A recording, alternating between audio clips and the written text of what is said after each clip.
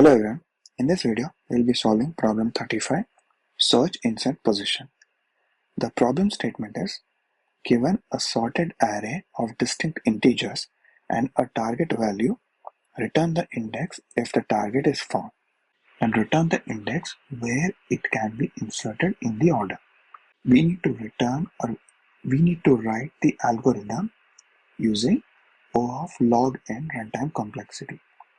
In example number 1, we have 1, 3, 5, 6 and the target is 5. As the 5 already exists in the array, we are returning its index, which is 2. In example number 2, the target is 2 but it doesn't exist in the nums, so we'll place it right between 1 and 3, so the output is 1. Similarly, in example number 3, we have 7 which does not exist in the array. Based on the numbers that we have, 7 should be placed at the very last after 6. Its index will be 4. Solving this problem using the naive approach, where we'll iterate through all of the numbers once and figure out where it should be placed, will solve the problem, but its time complexity will be O of m, where m is the number of characters in the nums array.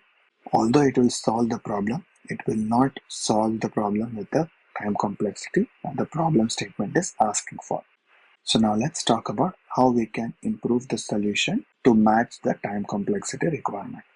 A couple of very important statements that are given to us in our input problem is, array is sorted in an ascending order and all of the values in the array are distinct. So we can be sure that there won't be any duplicates and everything is ordered correctly. We can use the divide and conquer approach, where we'll take the array and start breaking it down into half and only focus on one side of the array to see if the target that is given to us can fit in over there. Let me show you with a couple of examples.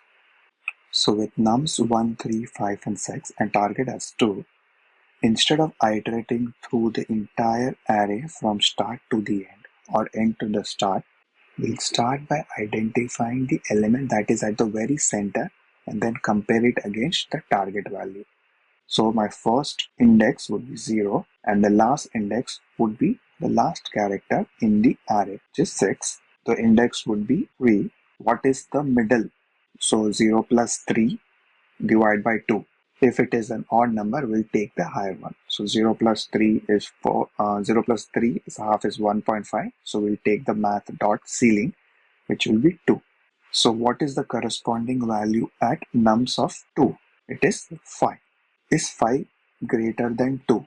Yes, it is greater. So certainly 2 cannot be placed in the second half of the array. It can only be in the first half of the array.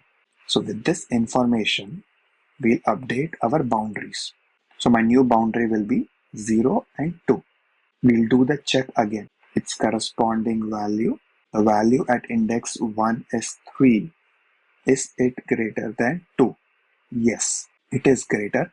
So again, I'll update my boundary and change the last index to 1.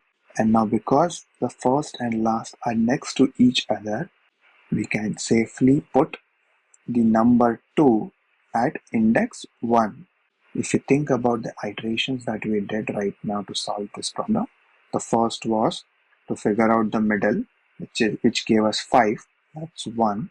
The second iteration was between 1 and 5, and then 1 and 3. So in 3 iterations, we figured out where 2 can be placed in the nums array.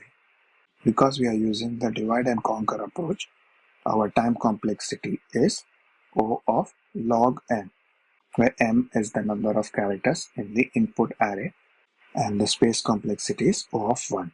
Let me show you how we can implement this using C#. In this solution, I start by initializing 2 pointers, the first and the last, and setting the default values as 0 and the nums.length minus 1 respectively. I then start the while loop, where first is less than or equal to the last one. We'll run this iteration, or we'll run this divide and conquer approach until this condition is met. I then calculate the middle, which is first plus last divided by 2.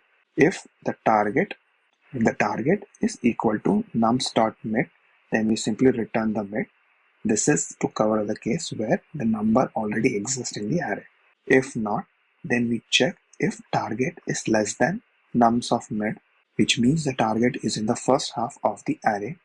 If that is the case, we update the last index with mid minus 1.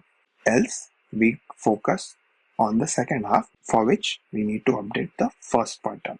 After the iterations are complete, we'll have the index in the first variable. This approach beats 100% of the summations made on LeetCode so far, and almost 39% of the summations in terms of memory consumption. I hope you were able to understand this solution.